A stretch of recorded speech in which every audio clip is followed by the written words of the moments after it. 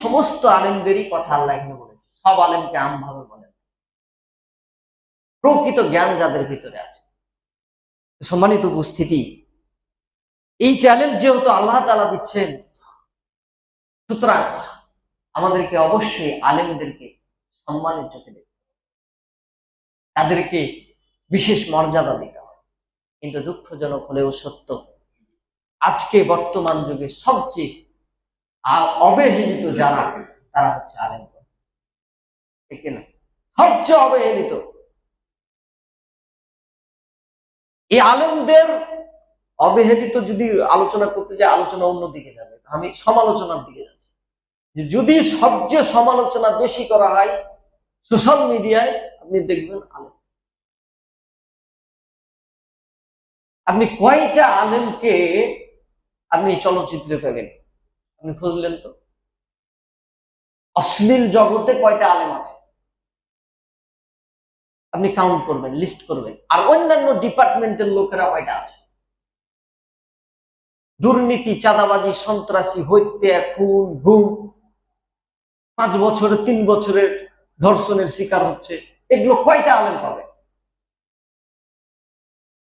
যত বড় বড় অপরাধ হচ্ছে, হাজার হাজার কোটি টাকা লুটপাট করছে, নিজের অ্যাকাউন্টে ঢুকাচ্ছে, অন্য দেশে পাড়ি দিচ্ছে, এটা কয়টা আলেম পাবেন আপনি?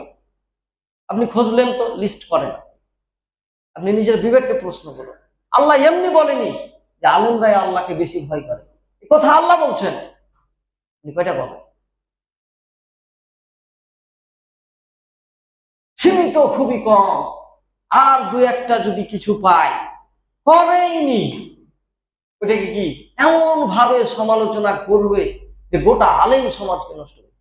এই কিছুদিন আগে আপনি দেখেন একটা ঘটনা, এক ইমাম, খুব তো বড় আলেম না, ইমাম যারা সাধারণত হয় খুবই যে বড় মানের আলেম তাও তো না, মোটামুটি। তো ছোটখাটো মসজিদের একজন ইমাম, মাদ্রাসার শিক্ষক, ওকে ধরলেন, উনি বললেন যে আমার ডিএনএ টেস্ট করা হোক।